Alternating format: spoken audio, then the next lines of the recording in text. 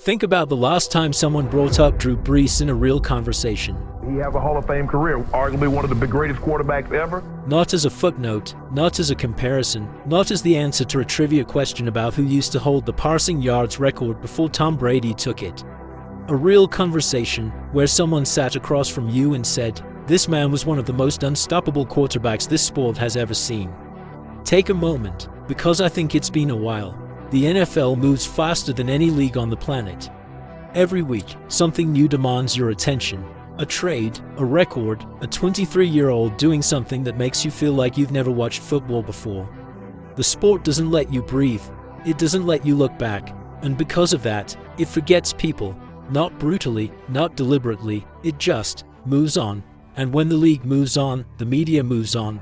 And when the media moves on, the conversations shift.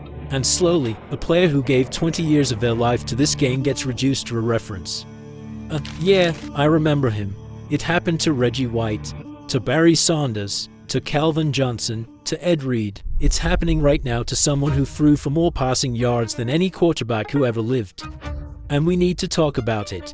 To understand why Drew Brees gets forgotten, you have to understand the era he played in. Because the decade between 2000 and 2015 was the most quarterback-rich era in NFL history. And it produced two names so large, so loud, so relentlessly covered that everything else in the room became background noise. Tom Brady, Peyton Manning. Brady was winning Super Bowls in New England before he turned 27. Already being called a dynasty, already draped in mythology, Manning was in Indianapolis, reinventing what a quarterback could do before the snap, changing protections, reading defenses, running audibles that confused offensive coordinators who'd been in the league for decades. He was on commercials, he was on magazine covers. He was the face of the NFL in a way that felt permanent. The media ran on that story. Brady versus Manning, the Patriot way against the Colts machine. Dynasty against dynasty, it was the story that sold. That drove ratings, that captured the sports world's imagination. And somewhere in the middle of all of it, somewhere between the Brady worship and the Manning mythology, a quarterback in New Orleans was quietly doing something that rivaled, and in many categories surpassed, almost everything either of them were doing.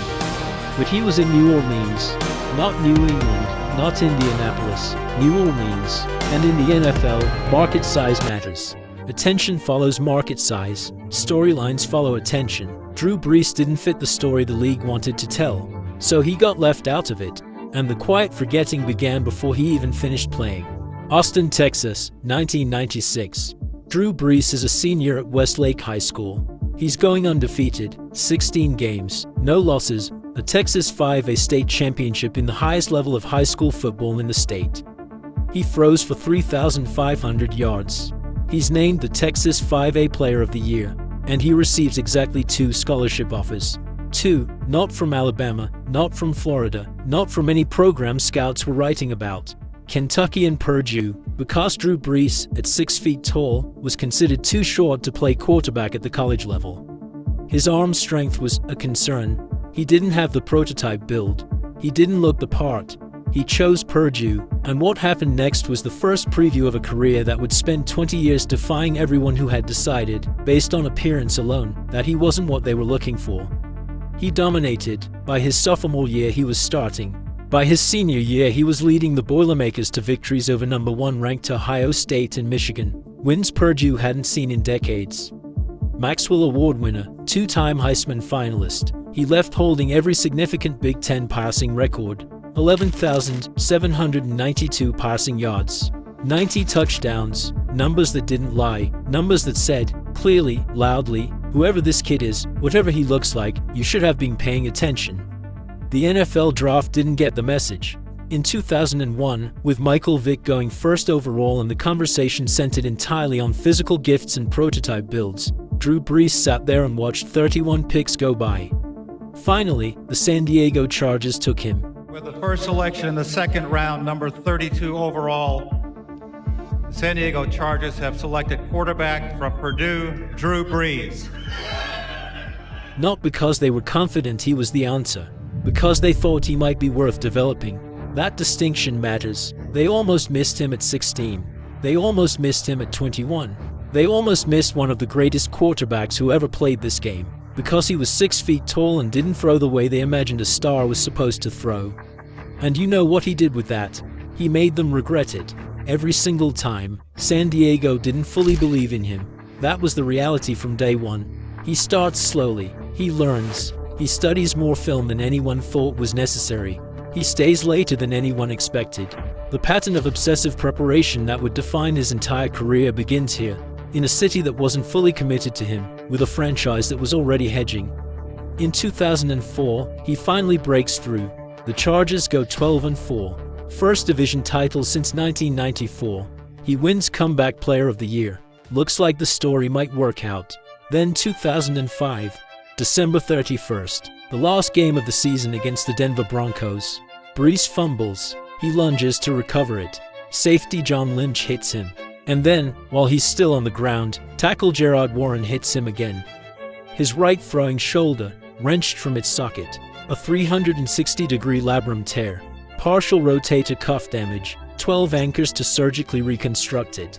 An injury so complete, so catastrophic, that the most respected sports surgeon alive, Dr. James Andrews, would later call Drew Brees' recovery the most remarkable of any athlete he had ever treated in his entire career. The Chargers, with Phillip Rivers waiting in the quarterback on expiring contract now coming off a career-threatening injury, made their calculation. They offered Brees a contract built almost entirely on performance incentives. The message buried in the fine print was clear. We're not sure we believe in you anymore. Brees tested the market. It was thin. Miami was interested. Nick Saban wanted him. But the Dolphins' medical staff looked at that shoulder and blinked. Too risky, they took Daunte Culpepper instead.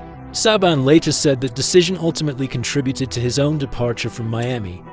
Because what the city that did sign Drew Brees went on to experience was so extraordinary, so transformative, it made every franchise that passed on him look not just wrong but historically, permanently wrong.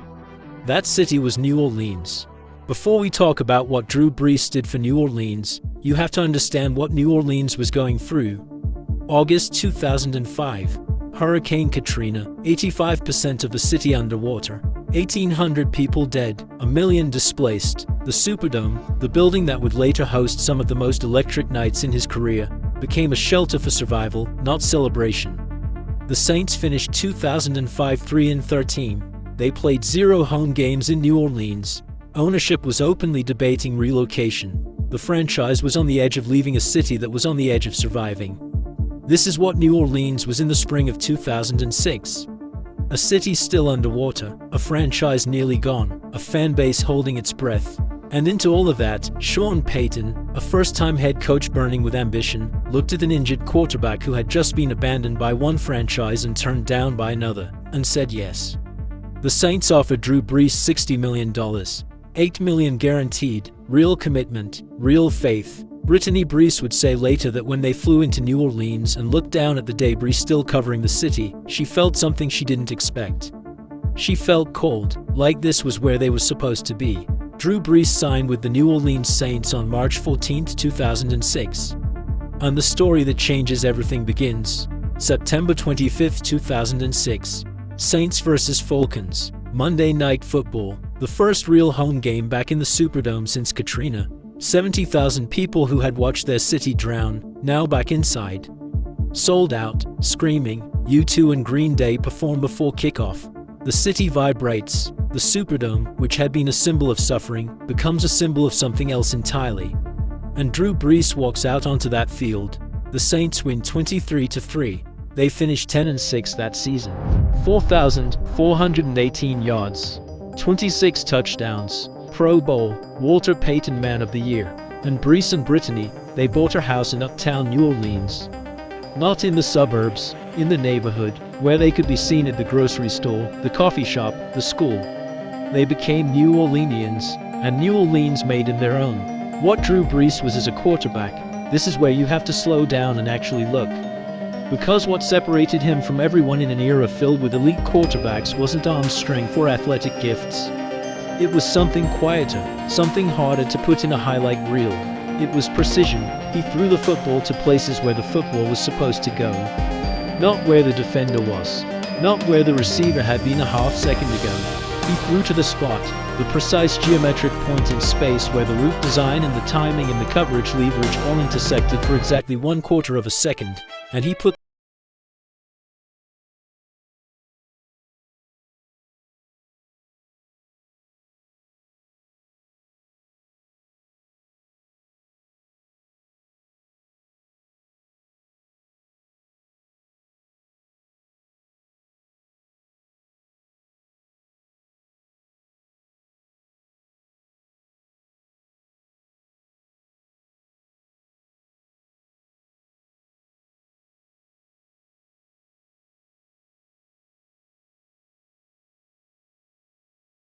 passes in 2018. At 39 years old, he wasn't declining, he was sharpening, pressing further and further into the upper limit of what a human being could do with a football, and never quite finding the ceiling. He didn't overpower defenses, he dissected them, like a surgeon who had spent decades studying the anatomy of every coverage, every blitz, every defensive scheme, and knew exactly where to cut before the defense could tell him otherwise. The Saints open the season in Detroit. Drew Brees throws 6 touchdown passes in the first game of the year. Then they win the next one, then the one after that. By October, New Orleans is undefeated, something this franchise had never been, not once in 43 years. The Superdome becomes electric every Sunday. The city, still rebuilding, still recovering, has found something to gather around. The Saints finish 13-3, best record in the NFC, franchise best, and then the playoffs start. He picks Arizona apart in the divisional round, 45-14, a statement. Then the NFC Championship, Minnesota Vikings, Brett Favre, 40 years old and playing some of the best football of his life. Back and forth, overtime, January 24, 2010, the Saints win 31-28, and in the Superdome, 70,000 people who had been through Katrina all cry at the same time. All reach for each other at the same time. Because this is happening, a Super Bowl, the first in franchise history. 43 years, Super Bowl 44, February 7, 2010, New Orleans Saints vs. Indianapolis Colts. Peyton Manning, full-time MVP, future Hall of Famer, on one side. Drew Brees, the undersized kid they nearly didn't draft, who was abandoned in San Diego, who chose a broken city, on the other. 153 million people watch worldwide. They understood, even if they couldn't articulate it, that this game was about something bigger than football. The Saints go to halftime down 4, Manning doing Manning things. Then Sean Peyton calls something nobody sees coming. To open the second half, an onside kick. They call it the ambush. The ball bounces off a Colts receiver's face mask.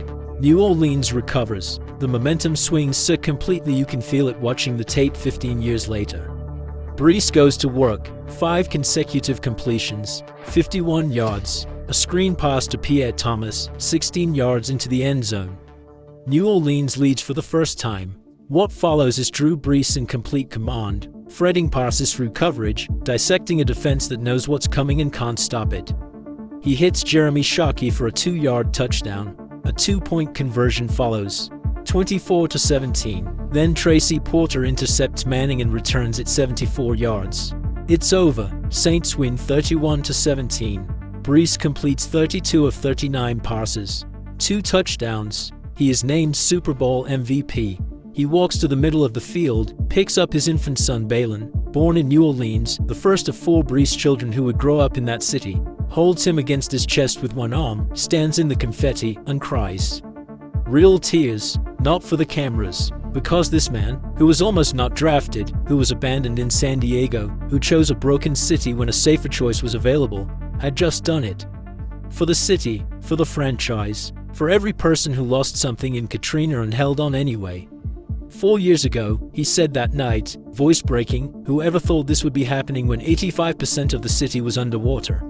We just all looked at one another and said, we are going to rebuild together. He didn't have to be there.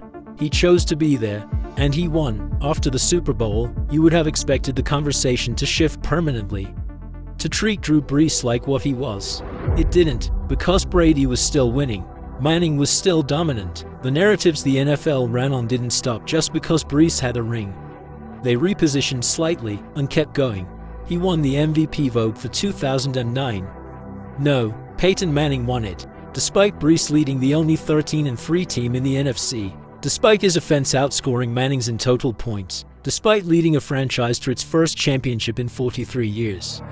The season Brees won the Super Bowl and was named its MVP, the league MVP went to someone else. That is the story of Drew Brees in a single paragraph. He kept producing. 2011, 5,476 yards. The all-time single-season passing record at the time, 46 touchdowns, a passer rating of 110.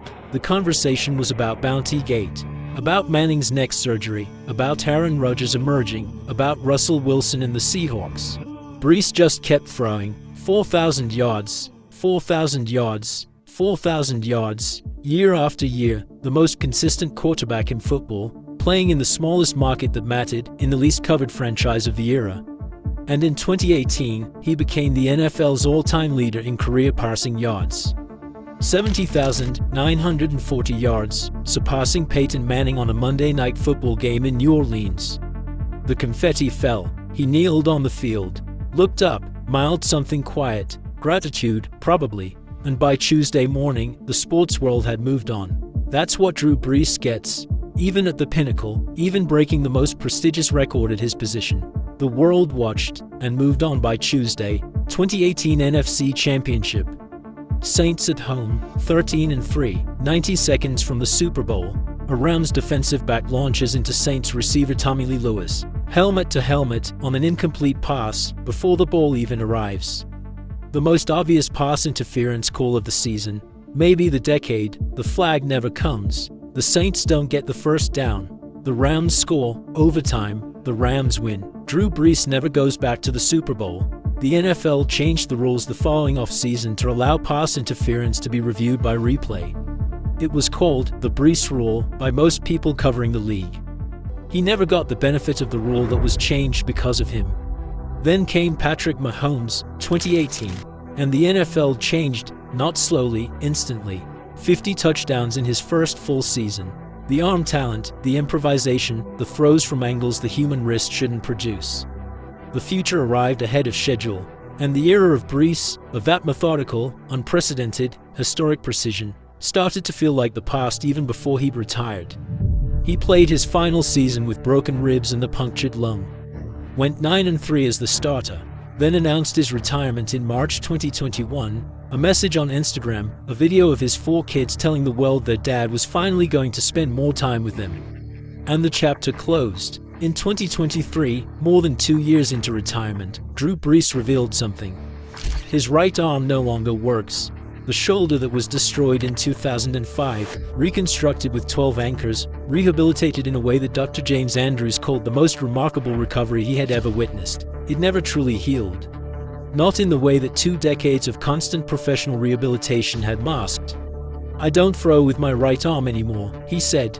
"My right arm does not work." He throws left-handed now, in the backyard, with his kids. The arm that produced 80,000 yards, 571 touchdowns, 12 straight seasons over 4,000 yards, 5 seasons over 5,000, the most accurate passing game in the history of professional football. That arm is gone, taken by the game he gave everything to.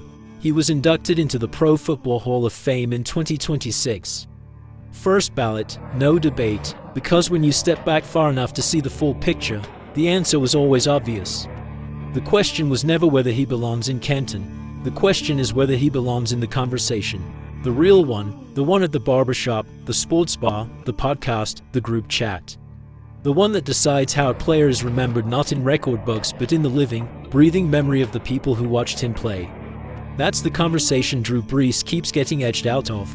80,000 passing yards, 571 touchdowns, 13 Pro Bowls, 1 Super Bowl ring, 1 Super Bowl MVP, 74% completion percentage at age 39, a right arm that no longer functions, a city he didn't have to choose, that he chose anyway. He didn't dominate the headlines. He didn't control the narrative. He didn't play in the market that made ratings spike or do enough self-promotion to keep his name permanently in the discourse. He just played. For 20 years, he just played. and he was extraordinary. For over a decade, Drew Brees was one of the most precise, most consistent, most historically significant forces this game has ever produced. And somehow, we're starting to forget that.